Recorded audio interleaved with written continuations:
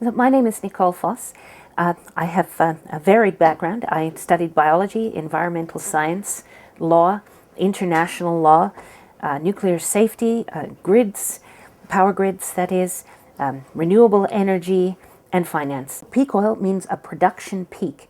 It means that you can no longer increase production. It's not a reflection directly of how much oil is under the ground. It's a reflection of how much you can extract in any given year. And so the inheritance of oil that we have is finite, and at some point, with a finite resource, you can no longer increase production year on year. And we are arguably at that point right now. And so we are looking at a plateau at the moment, but ultimately we're going to be seeing our ability to produce oil declining year on year. Human emotions are a major part of what is unfolding, partly because one of the drivers for expansion and then for contraction is the collective emotional state of human beings. So when people are extremely optimistic collectively, they will do a number of things. They will buy stocks. They will take all sorts of risks. They will start businesses on the assumption that things are going fairly well and they're likely to make money. They do all sorts of things that create a positive feedback loop for a mutually reinforcing virtuous circle that brings you a long way up. They typically then start borrowing money to do this. They don't think in terms of the risks, but because they're optimistic, they throw caution to the wind. They're not worried about some of the problems that they're creating for themselves. When you get a shift from optimism to pessimism, and we are on the cusp of that now. We already saw an enormous amount of it, of fear with phase one of the credit crunch. That was the first shift from optimism to pessimism. That lasted some 18 months. And we saw the effect of fear and the crescendo of fear into March 2009. Crescendos of fear are typically the way a bottom forms. And at the point where that was happening, we were saying on our website, don't panic now, there's about to be a rally and it's going to last at least 6 months. It's in fact lasted considerably longer than that. But then we had a resurgence of optimism and confidence, somewhat cautiously, because people had not yet forgotten what had happened to them not so long ago. We did have a resurgence of confidence. What you see now, I think, among a lot of people is some rather desperate denial. So when I talk about us heading into phase two of the credit crunch, they are so determined not to believe it that they can become quite aggressive. So on our website, I get a lot of aggressive denial type comments that you don't know what you're talking about and look at all this money we're making and it's green shoots of recovery all around and trust the Fed, never fight the Fed. I think all of that is simply a failure to acknowledge reality. We are on the cusp, I think, of a move to collective pessimism. When people are collectively afraid, they do the opposite of what they do when they're optimistic. They sell, they close businesses, they do not take risks, they become hypersensitive to risks, so they cling on to every last penny they have, they don't spend, which of course has knock-on effects on the economy and on the ability to pay debt. When businesses are going under, then their debt is folding, that aggravates deflation. So you see a constellation of effects build as fear builds. And I think we are moving into a period where people are going to be very afraid. Deflation plays out very quickly. The depression, the collapse in the markets played out over about 3 years in the 1930s. That is the kind of thing I would expect to see again, perhaps slightly longer, maybe 2 to 5 years. But we are going to see a very significant effect in a short space of time. A lot of people are going to feel they have had the rug pulled out from under their feet, that there was no warning, this came right out of the blue. One of the things I try to do with the tour that I'm doing around the US and Europe is to give people a psychological inoculation. So what I do is I explain to them what is coming, why it's coming, and what you can do about it, and how urgent it is that you do it right now. I warn them that when people are afraid, they also become angry, and there will be social groups that develop that have a focus of fear and anger. And people who go that route, and it will be terribly easy to be part of that. Anger will be absolutely understandable. People who become obsessed with fear and anger are not going to do constructive things. In fact, they may be susceptible to manipulation by demagogues. that could take the whole country in a direction I don't think anybody wants us to go. I tell people, this is coming. You must resist the temptation to engage in behaviors based on fear and anger. There is no point in worrying about what you no longer have and trying to play a blame game. A lot of people will do it. It just sucks the energy right out of you. You simply have to say, that was then, this is now, and move on and say, what can we do? We have to stay in a constructive headspace. We have to move forward within the scope of what we can achieve. We need to work on achieving it. Ignore what's happening in terms of the blame game and say, work with your neighbors, build what you can. If you put your energy and your remaining resources into that, you will be able to look after your friends, your family, your community. If you allow those resources to be subverted into a blame game, nobody benefits. And so by providing a psychological inoculation, what I'm trying to do is deliberately pull people away from movements grounded in fear and anger and put them into a movement that will try to build something from the bottom up. The best possible use of the resources at hand and the best way to play the situation. It doesn't give us business as usual. It's not going to give us the life we're used to. That is not an option. We can't have that anymore. But what we need to achieve what we can achieve, and that's what I'm trying to do. Hubbert's curve is a measure of gross energy. It's a measure of how much you're putting out without taking account of what you then have to put back in to produce more energy. So Hubbert's curve by itself strongly understates the situation. You need to look at it in net energy terms. Now, net energy does take account of the energy that you have to put back into the system in order to extract more. And as we have already used all the easy, cheap supplies, we're now left with the difficult, expensive fraction to produce. And by difficult and expensive, I don't mean merely in money terms. Anything that is going to be physically difficult is going to be expensive in energy terms. So we are putting more and more of the energy we produce back into producing more energy. So if you look at Hubbert's curve, you would have to draw a second curve with a much sharper slope on the decline in order to reflect what's happening with net energy. So a decline in net energy will be a lot sharper. The people who are talking about the rate of decline that you would expect from Hubbert's curve are typically not taking into account net energy.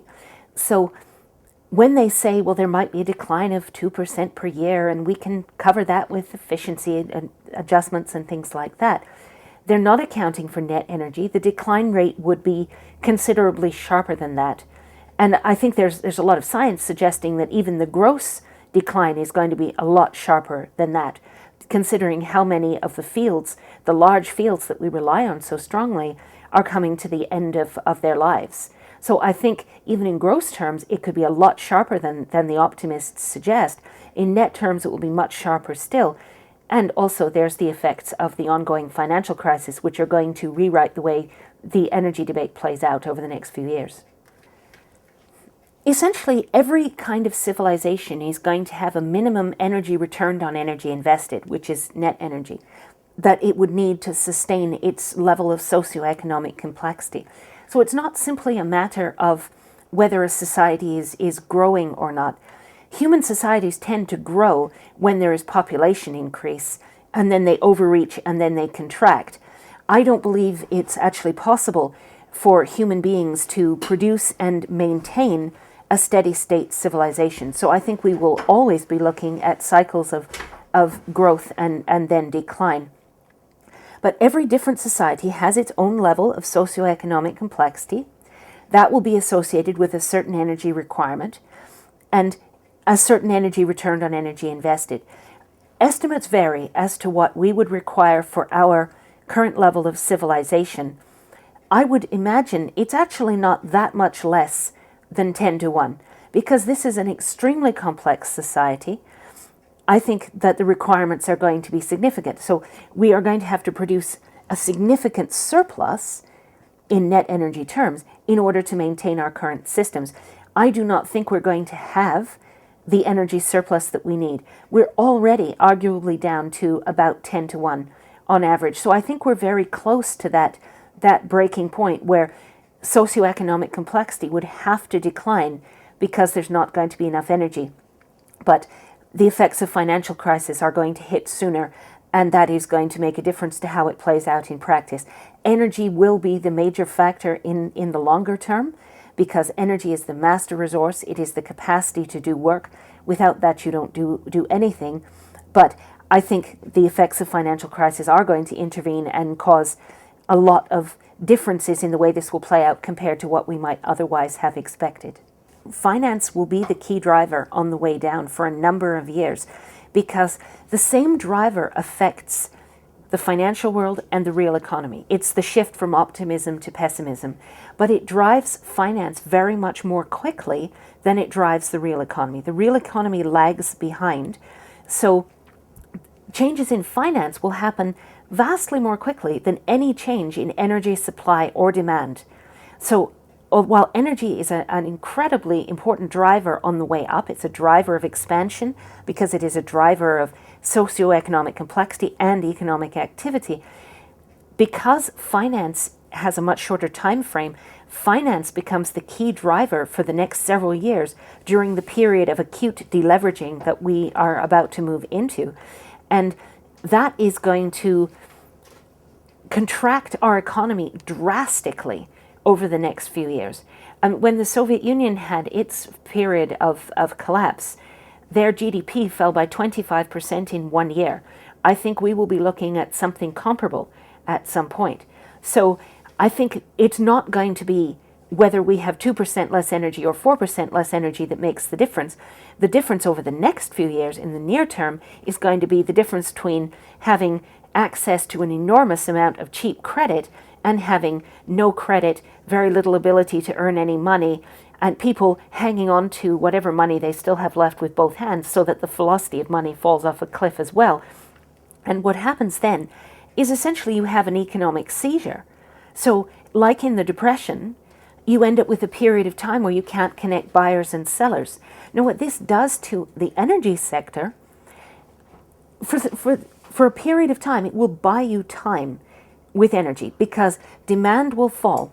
Because demand is not what you want, it's what you can pay for. If people have no money, then they are not going to be able to afford to pay for the amount of energy they had before.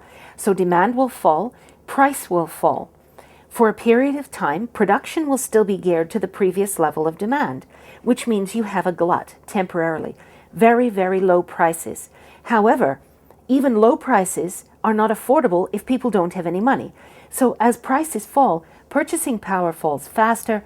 That means that even if oil was $20 a barrel, which it could conceivably be, $20 a barrel will be less affordable then than $90 a barrel is now. So it buys us time at the expense of creating, unfortunately, a supply collapse down the line. So initially you have finance causing a demand collapse. That ends up being followed by a supply collapse because you don't get any exploration, any drilling, any additional production being brought on when the price is low and the cost of production is still quite high in areas like the high Arctic or the deep offshore. These are difficult areas to produce. They're very complex. If the cost of production is not falling as fast as the price that you're getting for the product, then you can't make a business case for doing that. And if you don't have a lot of money in the system, you also don't end up with maintenance of existing infrastructure. So the combination of much, much less exploration and drilling and development and no maintenance of existing infrastructure means that a few years further down the line, you can have an outright supply collapse, at which point you have put a hard ceiling on the recovery potential of the economy at a much lower level than you previously had, because then you have a hard energy ceiling. So when you try to recover, the economy tries to recover, it can no longer get anywhere near the level it used to be because the amount of energy that is available to society is very, very much less than it had been before. And you're very likely to see other consequences as well, geopolitical consequences. I mean, you will certainly get a price spike if there's scarcity of something incredibly important, and you're quite likely to get a resource grab as well. So countries may be sending either tanks into renewable energy or into energy resource intensive areas, or they may send in the contract people and tie it all up in bilateral contracts. But either way, that will take oil off the open market. And I think that's going to make a major difference, because it's the amount of oil on the open market that's really the foundation for the price of oil as it feeds through to ordinary people. So if you've got a period of supply collapse and resource grab, there's going to be very, very little oil available on the open market. So you could actually see oil go from its low at arguably $20 a barrel to maybe $500 a barrel in the space of about 5 years. So really what we're getting is not permanently high prices. We're getting an exaggerated boom and bust dynamic in the energy sector. That is the consequence of what is happening in the financial world today. People never recognize a depression when it's in its early stages. People didn't recognize that they were in a depression in the 30s till 2 years after it began with the stock market crash of 1929. What we are in is a credit collapse. We saw phase one from October 2007 to March 2009. Since then, the markets have been rallying. This is comparable to the Great Sucker Rally of 1930. So this was a period of resurgent optimism temporarily, where people got back in the market. I think we're now looking at a top. Now in October 2010, we're looking at a top. And so I think we're going to have phase two of the credit crunch. What that does is tightens credit enormously. Credit is in excess of 95% of the money supply, thanks to the degree of leverage that is employed in our economy. So when credit drastically tightens, it is going to crash the money supply. And then the small amount of money that is still left, by which I mean physical cash, anyone who's lucky enough to have any of it is going to be hanging on to it with both hands, which means that money will not be circulating in the economy, which means you have an economic seizure. This is equivalent to driving your car with the oil light on, because money is the lubricant in the engine of the economy in exactly the same way that motor oil is the lubricant in the engine of your car. So we are looking at an economic seizure, exactly what we saw in the 1930s, for the same reason, because we are going to be experiencing a credit collapse. Only it's bigger than the one that we experienced in the 30s, because all the parameters, all the financial parameters are worse than they were at that time. And the aftermath will be proportionate to the scale of what preceded it. So we are going to be moving into a period of economic depression over the next couple of years. And that's going to have incredibly severe effects, far, far more severe effects than anything most peak oil people are talking about, especially in the near term. Peak oil people tend to talk about more drastic things happening in the longer term, but we have very drastic things coming in the short term, and that is going to make it very difficult for us to deal with peak oil, because if you take all the money out of the system, people are not going to have the freedom of action to build the infrastructure and the solutions that we would need to face energy crisis down the line. This is one reason that I suggest that people take action on dealing with some of these things right away, but they can't take on debt to do it, I would argue. Because if you take on debt to do it, you just create a debt trap for yourself at the worst possible time. You don't want to be in debt in a depression, because debt becomes extremely difficult to service. But for people who can afford to, say, put solar panels on their roof, or better yet, far better than putting solar panels on your roof, insulate your house and get your demand down. People who can afford to do that without taking on any debt would be very well advised to do so now, while they still have access to the resources to do it. Plus, I always tell people to preserve what they have through a period of deflation. You would have to do that as cash and cash equivalents. If you do that, then you have preserved your purchasing power. You preserve your capital as liquidity through the period of deflation, and then you still have your freedom of action out the other side. Most people are going to lose their freedom of action, because if they lose everything that they have in a depression, they are going to be at the mercy of whatever fate has to throw at them thereafter. So what I'm trying to do is to help people to get hold of what they have, keep it in a form that will ride out a depression, and then they still have the freedom of action to deal with energy crisis when it comes, and it won't be that long.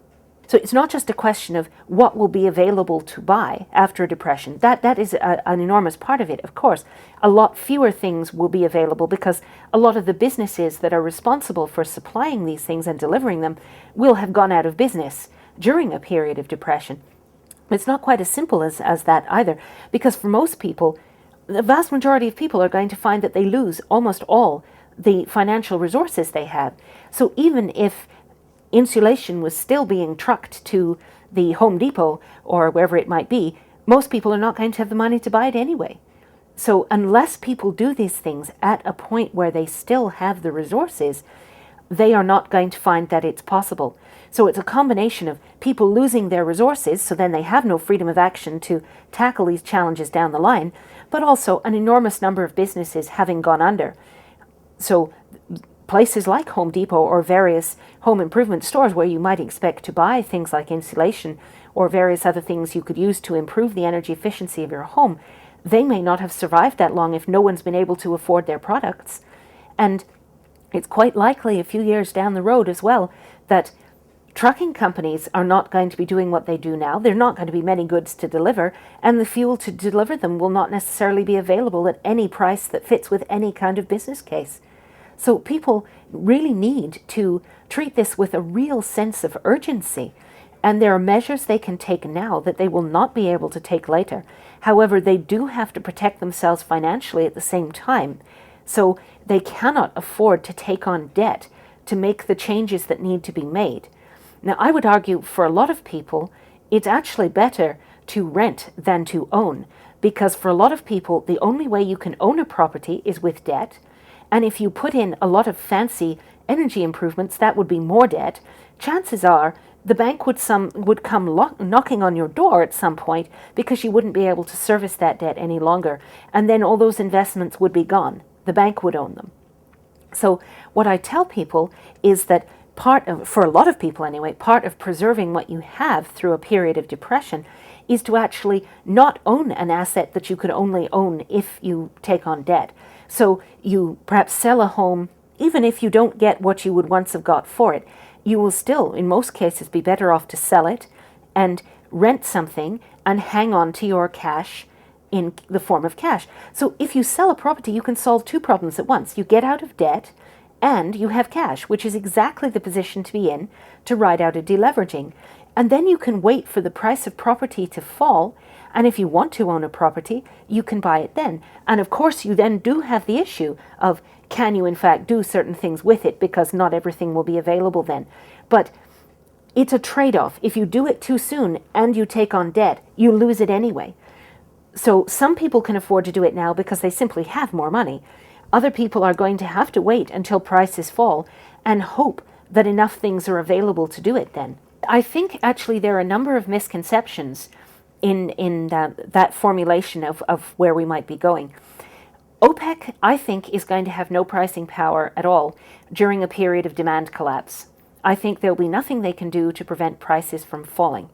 So one thing I think they are very likely to do, once prices start to fall, they might actually increase their production to the extent that they can, which they do not have a lot of capacity to do that, but they would have some, especially if it's only a short-term measure. The reason I think they may increase production is that as prices fall, they're going to have an awfully large hole in their budget. And if prices are continuing to fall, one way to try and fill a hole in your budget is to simply sell more, even although it's cheaper. That, of course, would aggravate oversupply for that period of time where demand is very low. So that would push prices down even further. That's part one of the answer to the question. The answer to the question about the dollar is, I think we are seeing the dollar bottom. There was a significant rally in the dollar, but the dollar and stocks have been moving in opposite directions. So we have had a large rally in stocks and a large decline in the dollar. Right now, almost everyone is bearish on the dollar. When almost everyone is taking the same side of the bet take the other side of the bet because there is nobody left to act on the first side in order to push that trend any further in that direction. So I would argue the dollar is bottoming at the same time as stocks are topping, oil is topping, commodities are topping, gold, agricultural commodities. I think we're seeing a whole constellation of effects, of trends that are very, very close to a reversal. I actually think the US dollar will do very, very well over at least the next year, maybe longer than that, because two reasons. You're going to have a knee-jerk flight to safety into the reserve currency, especially at the expense of Europe, I think, where they're going to have an enormous financial contagion over sovereign debt risk. I think you're going to see capital flight from Europe under those circumstances. I think it will quite likely end up here as the least worst option. I'm not saying that the finances of the United States are in great shape. They are clearly not. I think you're past the point of no return, and ultimately the debt will never be repaid. But people are not going to be rational about this. They're simply going to be looking in the very short term, what is the least worst option? And I think for a period of time, that will be the US with the reserve currency. Also, as you have the deflation of dollar-denominated debt, of which there is more than any other kind in the whole world, as people are seeking to pay down debt, as they do in a deflation, that creates demand for dollars. So I think those two factors will push up dollars very significantly. I think you also see the rise of the yen as the carry trade unwinds. So the dollar-yen ratio is less predictable, but the dollar should do very well compared to the euro and a number of other currencies. So I don't think that the problems that OPEC is talking about are actually going to be manifested. I do not think we're going to see $100 a barrel oil. I think we're going to start to see speculation go into reverse before we get to that point. We're close to there, but we're not there yet. I would be somewhat surprised if we actually get there before we see a reversal. And I don't think anyone will be worried about the weakness of the dollar in perhaps 6 months' time.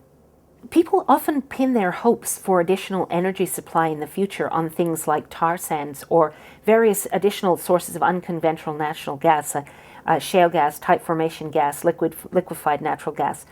To look at the tar sands to start with, America is expecting 5 million barrels a day from the tar sands at some point over the next few years. This is never going to happen. The energy returned on energy invested in the tar sands is incredibly low. Essentially, it is an arbitrage between natural gas and syncrude, which is the oil that you produce from tar sands. So the amount of energy you put in the form of natural gas is almost as much as you get out in the form of syncrude. And the natural gas is going to be a more valuable fuel in the future than the syncrude. So I would argue in energy terms, tar sands already make no sense. In environmental terms, they are an abomination because you are digging up all of northern Alberta. You are dumping enormous amounts of poison into the water system. The cancer rates downstream are going through the roof. Birds that land on the tailing ponds never take off again. And this is also a very water-constrained area. You are engaging, by doing this, in an extremely heavy water-demanding activity in a place that will not be able to sustain that water demand. So there is no way you can ramp up production from tar sands, even if you are prepared to sacrifice the amount of natural gas it would take. So I think there is no point looking to the tar sands for any kind of energy future. There's more discussion at the moment about unconventional sources of natural gas. Conventional gas in North America peaked in 2001. People are talking about enormous reserves in shale gas and things like that. I think a lot of that is essentially a mirage. I think they are going to find that the energy returned on energy invested is very low, the depletion rates are very high, and the environmental consequences can be extremely unpleasant. Hydrofracking chemicals can find their way into the groundwater, as they have in Alberta, where they currently do a lot of coal bed methane and that sort of thing. So there are places in Alberta where people's well water causes skin conditions because of the chemicals in it, and there's so much of the way of the combination of chemicals and methane ending up in the groundwater that people can set their well water on fire. This is a potential environmental disaster. Now, people might at some point be prepared to make that kind of Faustian bargain if they are afraid that the alternative is to freeze in the dark, but we need to be aware of what the consequences will be. And personally, I don't even think the resource itself is anything like as significant as people are currently imagining. The other one people talk about is liquefied natural gas. Liquefied natural gas is not going to be available in anything like the quantities people talk about. Very few countries produce liquefied natural gas. We do not have anywhere near an adequate tanker fleet to take it all over the world to the places where people are expecting to receive it. We do not have the time or the money to build the tanker fleet. Most of the supply of liquefied natural gas is currently tied up in the Far East, where they've been using it for a lot longer. The people who are building receiving terminals for it now are building those on the assumption that if you build it, they will come. I think this is very unlikely to be the case. So I do not think we are going to be seeing any appreciable amount of liquefied natural gas end up in North America either. Essentially, you get to use the natural gas that is on the continent that you live on, and we peaked sooner than the rest of the world. So we are going to be looking at a natural gas crisis in the future. This is going to be particularly severe for the Northeast, where they are exceptionally dependent on natural gas for both their heating and their electricity. The obvious alternative would be to turn to wood. If everybody does that, the forest will last about 4 years. So we are looking at some very seriously hard choices, and we are not looking at any saviors waiting in the wings. The problem with looking at what's coming through the lens of climate change is that this is a longer-term effect. I appreciate the arguments that is coming faster than anyone had anticipated. I agree with that. But I think it is problematic to couch the arguments to do with the shorter-term things in terms of finance, or in terms of climate change, I'm sorry. If you look at what happened in the Soviet Union on their collapse, because their economic activity collapsed, their emissions of carbon dioxide collapsed as well. I think you could actually see some countries make their Kyoto targets, however ridiculously improbable that may currently sound, not through any voluntary measures, but simply because their economy just fell completely flat on its face for a period of time. So I think we are going to see a lot of things happen that will impact on the climate change debate. And sometimes for the better. Not always, however, because if people start burning particularly filthy things, if people get really cold and they have no power, they will burn anything, and they will not care at all what that does to the climate, because economists call this the discount rate goes up. In other words, they devalue the future in comparison with the present. And if people do not know where their next meal is coming from and their house is freezing, they are not going to care about climate change, however important an issue it may be, beyond the horizon that they're thinking of.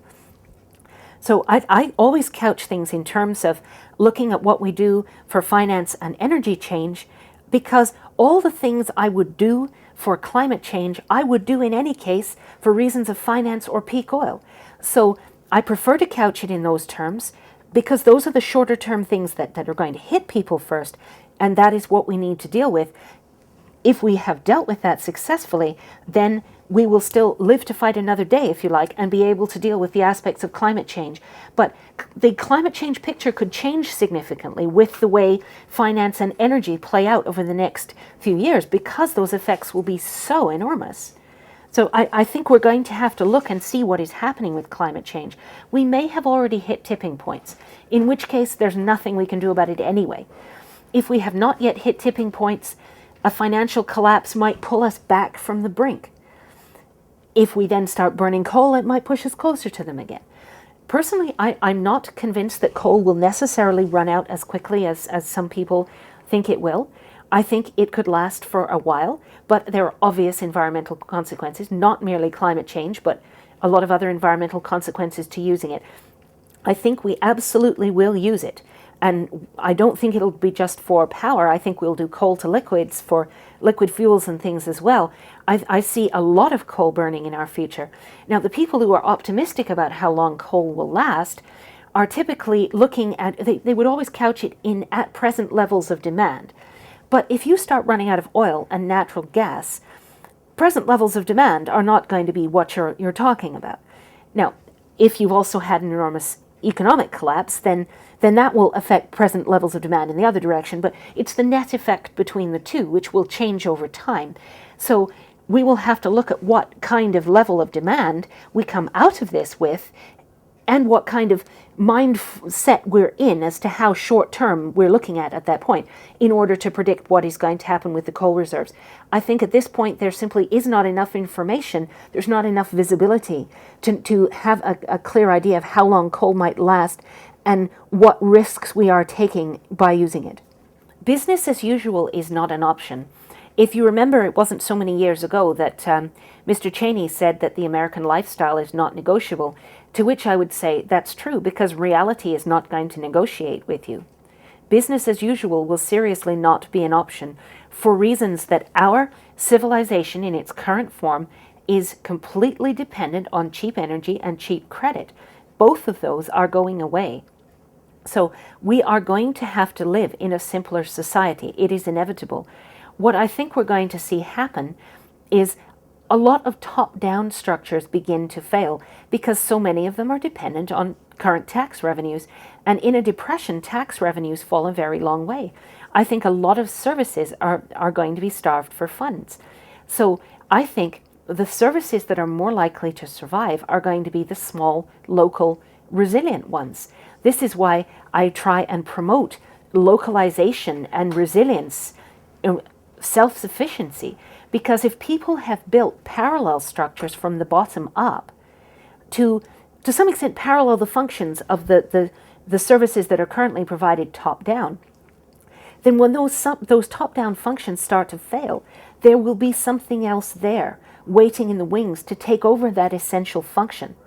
And the places that have managed to achieve that are going to be a lot nicer places to live than the places that have not. Because if the top-down structures fail and there is nothing to replace them, then we do without. And when you think of the number of centralized services we depend on, I mean, it's electricity, it's gas, it's education, it's healthcare, it's garbage removal, it's snow removal. The list goes on and on. Water. I mean, there are so many things we are critically dependent on. These are our life support systems. They're not going to function in the way they currently do. And that's going to create enormous hardship. Mind you, a lot of people in the world already live with centralized services that function hardly at all. And it's not the end of the world. It's not that people cannot live that way, but it's going to be a massive adjustment for people who are not used to it. People who expect every time they turn the tap, perfectly drinkable water comes out of it whenever they want it, or whenever they flick a light switch, the lights will come on.